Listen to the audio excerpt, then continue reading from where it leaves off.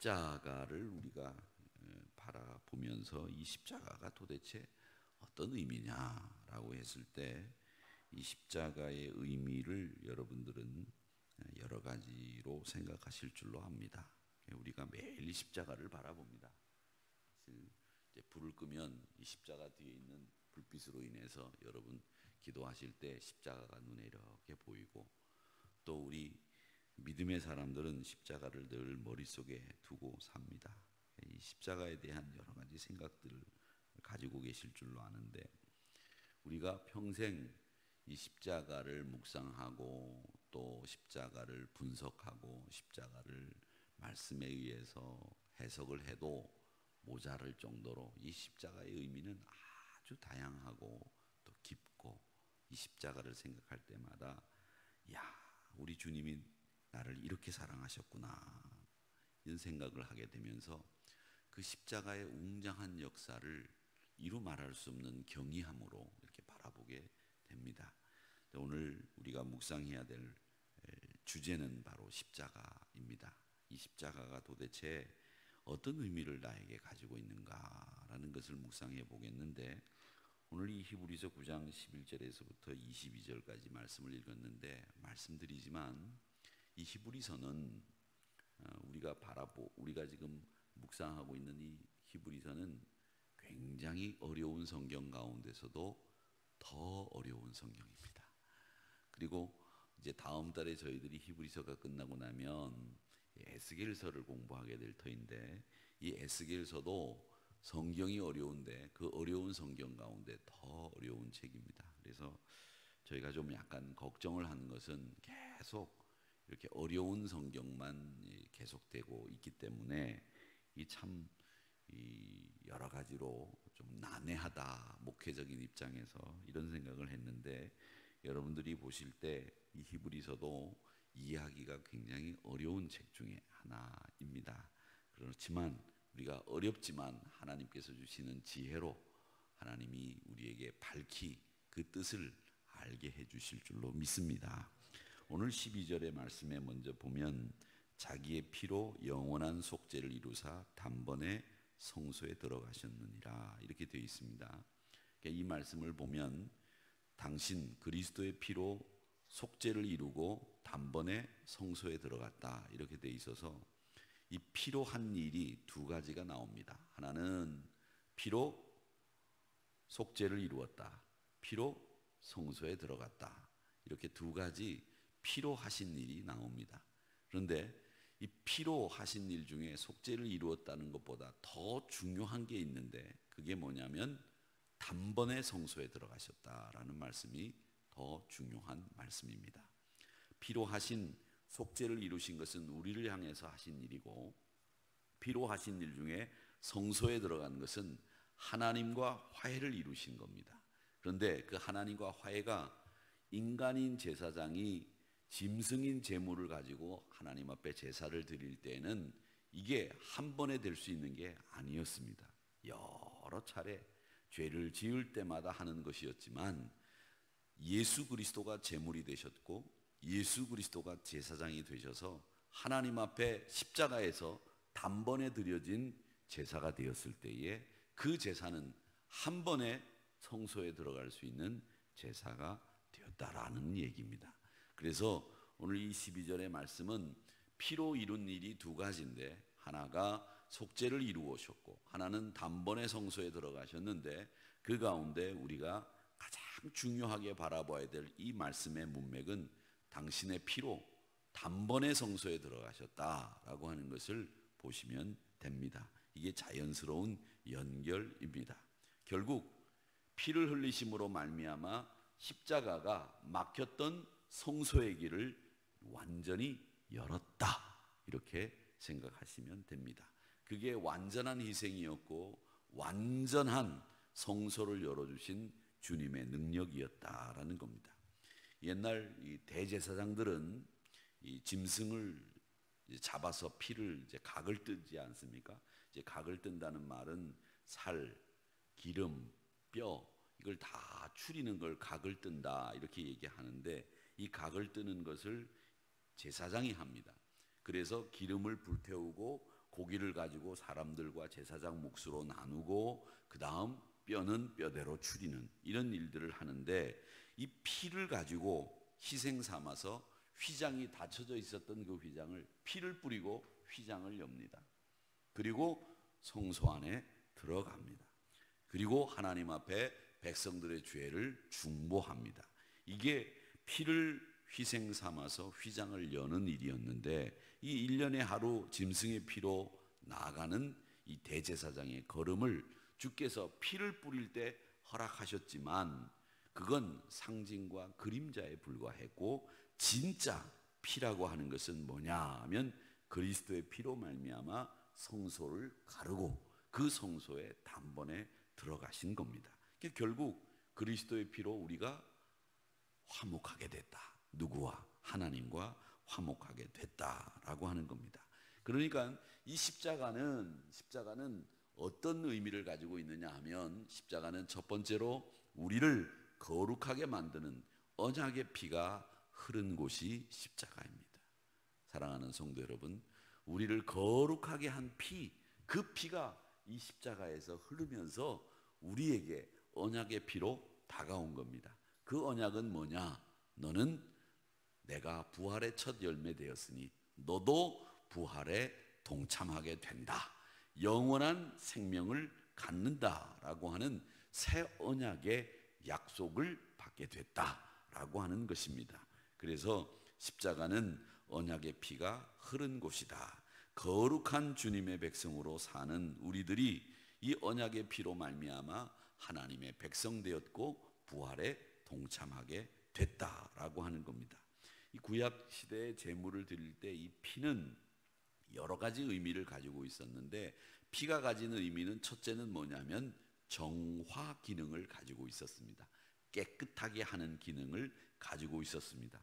그 기능을 온전하게 발휘하기 위해서 옛날 구약의 제사장들은 짐승을 잡을 때 어떤 짐승을 잡느냐 하면 흠 없는 제물을, 짐승을 잡았습니다. 왜 흠 없는 짐승을 잡았느냐 하면 그 흠 없는 짐승의 피가 우리를 온전하게 거룩하게 정화시킬 수 있을 거라고 믿었기 때문에 흠이 없는 제물을 잡은 겁니다. 마찬가지로 우리 그리스도인들이 우리가 정화 기능을, 거룩하게 됨을 받았던 이유는 완전히 흠없는, 그야말로 흠없는 그리스도가 제물이 되셨기 때문에 흠없는 짐승과는 비교가 안 되는 완벽한 정화, 거룩, 성결 이루게 됐다라고 하는 것입니다. 그래서 이 정화 기능을 가진 그리스도의 피로 말미암아 우리가 정결케 된다라고 하는 겁니다. 자, 14절 말씀을 한번 볼까요? 뭐라고 돼 있는고 하면 14절 중반에 보면 이런 말씀이 있습니다. 피가, 그리스도의 피가 어찌 너희 양심을 죽은 행실에서 깨끗하게 하고 살아계신 하나님을 섬기게 하지 못하겠느냐, 이렇게 돼 있어요. 이건 반어법입니다. 반어법이라고 하는 말은 뭐냐면 반대로 이야기를 해서 그 사실을 강조하는 걸 반어법 이렇게 얘기하는데, 이 말은 결국 뭐냐면 그리스도의 피가 너희 양심을 죽은 행실에서 깨끗하게 하고 그 다음 살아계신 하나님을 섬기게 하신다, 이 말입니다. 그러니까 이 그리스도의 피로 말미암아 우리의 죽은 행실에서 양심이 깨어나고 그리스도의 피로 말미암아 하나님을 섬기게 되는 일들이 일어나게 된다, 이렇게 이야기를 합니다. 근데 여러분, 이 피가 이렇게 우리를 죽은 행실에서 양심이 깨어나게 하고 그리스도의 피가 우리를 하나님을 섬기게 한다고 말씀을 하셨는데, 이 피가 뭡니까? 여러분, 피가 죽음을 암시하지 않습니까? 피를 흘리면 죽는 겁니다. 피를 흘리면 죽어요. 우리 여러분들 가운데서도 뭐 교통사고를 당하신 분들도 계시고 뭐 이렇게 여러 가지 사고를 당하신 분들이 계시지만, 이 출혈이 과다하게 되면 이게 가장 무서운 이 사망 원인이 되더라고요. 그러니까 뼈가 부러지고 장기가 다친 거는 별로 그렇게 중요하지가 않고 어느 정도 우리 몸이 버텨내더라고요. 그런데 이 피를 한꺼번에 많이 흘려버리면 이건 이 꼼짝없이 죽게 되는, 사망에 이르게 되는 경우들이 많더라고요. 그래서 이 피를 먹지 말라고 하는 구약의 율법은 생명을 함부로 다루지 말라고 하는 구약의 정신을 가지고 있는 말씀이고, 또 이 피는 뭘 암시하느냐면 죽음을 암시해요. 그러니까 피를 통해서, 그리스도의 피를 통해서 우리가 죽은 행실에서 양심이 깨어나고 하나님을 섬기게 됐다는 말은 뭐냐면, 그리스도의 죽음을 통해서 우리가 죽은 행실에서 양심이 깨어났다는 얘기고, 그리스도의 죽음을 통해서 하나님을 어떻게 섬겨야 되는지를 우리가 알게 됐다, 이 말씀을 하시고 있는 겁니다. 또 피는 말이죠, 우리에게 책임을 확정짓습니다. 도장을 찍는 거하고 똑같아요. 그리스도가 십자가에서 피를 흘리심으로 말미암아서 우리에게 인을 찍어 주신 거예요. 인을. 그 인을 찍었다는 말이 도장을 찍었단 말이에요. 너는 내 거야. 왕 같은 제사장이야. 택하신 족속이야. 너는 내가 내 백성으로 삼았어. 도장을 찍어 주신 거예요. 그래서 우리가 입으로 시인하고 구세주를 내 주님으로 받아들이고 영접하기만 하면 여러분은 하나님의 백성이요, 하나님 나라 천국 주인공이 됐다라고 하는 것을 확신하시기를 축원합니다. 왜냐하면 이 그리스도의 피가 여러분을 내 것이라고 도장 찍은 거예요. 도장 찍은 거예요. 어저께 우리 앞에서 김경자 원사님이 이제 성락원 방문하시는데 우리 따님이신 김경준 권사님하고 같이 가셨어요. 같이 가셨는데 우리 김경자 권사님이 벌써 90이 넘으셨잖아요. 근데 따님도 뭐 연세가 70이 넘으셔가지고 다들 노인네들이신데, 두 분이 우리 교회 버스를 타고 우리 대전 성락원을 가는데 잘 가셨어요. 여기 가셨는데 얘기를 하다 보니까 거기에서 이 김경중 권사님, 그러니까 김경자 권사님의 또 다른 따님이 나오셨어요. 따님이 나오셨는데 이름이 뭐냐 물었더니 김순중이래요. 김순중. 우리 따님, 여기 계신 따님은 김경중이고, 그 다음엔 대전에 사시는 또 다른 따님 이름은 김순중이, 순할 순자에다가 가운데 중자를 쓴 순중이고, 큰 따님은 경중이라 그래서 왜 경중이냐 그래서 제 나름대로 해석을 했어요. 경중은 하나님을 경외하라 그래서 경중, 순중은 하나님의 말씀에 순종하라 그래서 순중, 그렇게 지은 거 아닙니까? 그렇게 얘기를 했더니 아니래, 제가 틀렸어. 그럼 뭐 때문에 경중이라고 짓고 순중이라고 지었습니까? 그랬더니 아버님이 경사났다, 그래서 따님 이름을 경중이라 지었다는 거예요. 그게 무슨 경사냐 그랬더니 아버님이 학도병으로 끌려갔다 오셨대요. 일제시대 때 학도병으로 끌려갔는데 어디로 끌려갔냐면 후쿠오카 감옥으로 끌려갔었대. 학도병으로 끌려갔다가 후쿠오카 감옥에 갇혀 있다가 거기서 해방이 되면서 풀려나가지고 돌아와가지고 아이가 생긴 거야. 그래가지고 기쁘다, 그래서 경중, 그렇게 이름을 지었다는 거예요. 그래서 제가 김경중 권사님 이름의 내력을 배웠어요. 그런데 여러분, 이 후쿠오카 감옥이 어떤 곳인지 아세요? 제가 후쿠오카 감옥 딱 듣는 순간에 부산이 후쿠오카하고 가까워서 제가 후쿠오카에 가끔 갈 일이 있어서 후쿠오카에 가기도 했었거든요. 부산에서 배를 타면 한 2시간 반 가면 후쿠오카 딱 도착하고요. 그 배를 타고 가고 왔다 갔다 하는데 아주 용이로워요. 그래서 아마 우리 식당부에 있는 우리 권사님들하고도 후쿠오카를 다녀오신 걸로 알고 있는데, 그 후쿠오카 감옥이 어떤 감옥이냐면 일제시대 때 가장 악명이 높았던 감옥, 그리고 그 유명한 윤동주 씨가 감옥에서 죽은 곳이 어디냐면 후쿠오카 감옥이에요. 그 후쿠오카 감옥에서 살아나왔다고 하는 것은 사지에서 살아나왔다는 이야기, 죽음에서 살아나왔다는 이야기예요. 그런데 아버님의 발에 그 후쿠오카 감옥 제수라고 하는 낙인이 찍혀 있었다는 거예요. 도장이 이 발목 위에, 복숭아뼈 위에.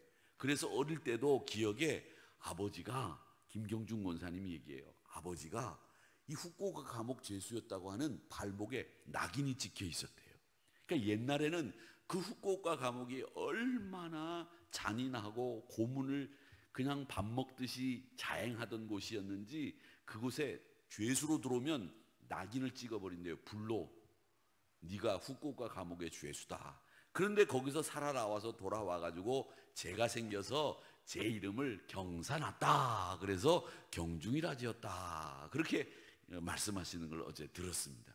재밌지요? 예, 여러분 그렇다는 거예요. 자, 그렇게 후쿠오카 감옥 죄수라고 하는 도장을 띡듯이 여러분은 하나님의 백성이라고 하는 도장을 지금 여러분 몸에 찍어 놓은 거예요.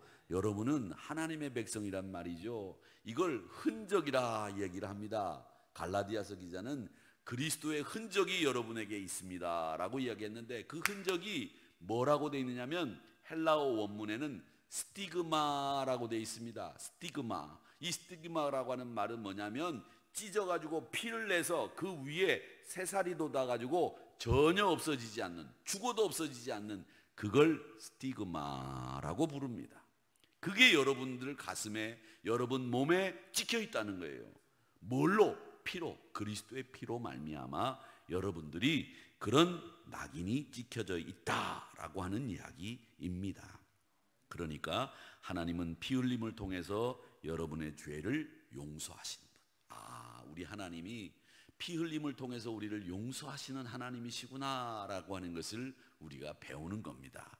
피 흘림은 여러분이 죄 사함을 얻게 하는 길을 열어놓는 것이고, 성소에 들어가는 길이고, 또 피 흘림을 통해서 영원한 속죄를 얻으셨습니다. 피 흘림을 통해서 여러분은 여러분 몸 어디엔가 하나님의 스티그마, 도장이 꽉 찍혀 있는 거예요. 그러니까 사랑하는 성도 여러분, 우리 하나님이 어떤 분이신가 묵상 한번 해보세요. 그렇게까지 우리를 사랑하시고 용서하시는 분이시구나 라는 것을 알 수 있습니다.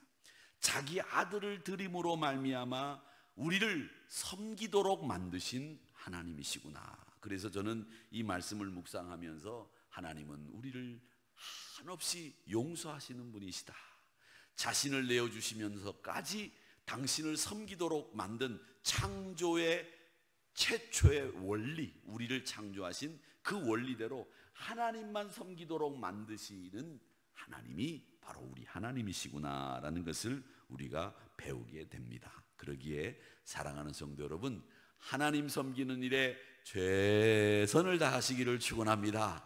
저도 하나님 섬기는 일에 최선을 다하겠습니다. 왜냐하면 우리는 그리스도의 피로 하나님의 약속에 들어간 사람들입니다. 그렇기 때문에 내가 오늘 하나님 섬기는 일, 하나님 앞에 예배하는 일, 이 일이 얼마나 소중한 일인지를 다시 한번 깨닫고 거룩함으로 신앙의 고고함을 유지하는, 인간적인 고고함이 아니라 하나님의 거룩함을 추구하고 하나님의 거룩함에 머무는 우리 모두가 되기를 항상 기도하는 여러분들이 되시기를 주님의 이름으로 축원합니다. 인간적인 거룩함은 말이죠, 사람이 목에 힘주고 거룩한 척하면 그건 인간적인 거룩함이에요. 그런데 하나님의 거룩함은 그게 아닙니다. 하나님의 거룩함이라고 하는 것은 우리가 실수도 하고 우리가 넘어지기도 하지만 하나님께서 주시는 거룩함은 늘 하나님만 바라보고 있는 거예요. 하나님만 생각하는 거예요. 우리의 생각이 하나에서부터 10가지라면 8 정도는 하나님만 생각하는 게, 그게 하나님의 거룩함이에요. 우리가 실수하고 넘어지는 거, 그거는 어쩔 수 없는 거죠. 그런데 실수하고 넘어지지만 내가 하나님 앞에 내 있는 모습 그대로 그렇게 하나님 저를 받아주시옵소서. 이게 거룩이에요. 다른 게 거룩이 아니에요. 거룩이라고 하는 것을 말이죠, 우리가 뭘 지켜내고 옛날 구약의 율법처럼 다시 회개하려고 하는 이런 모습들이 있는데 그게 아니에요. 내 있는 모습 그대로 저를 받아 주시옵소서. 이렇게 기도하면서 하나님 앞에 서 있을 때, 그때 하나님은 우리를 거룩하게 만들어 주셔서 십자가의 조명 아래 머물도록 만들어 주신다는 것을 기억하시면서 하나님의 거룩함으로 말미암아 하나님 안에서 온전해지시는 저와 여러분이 되시기를 주님의 이름으로 축원합니다.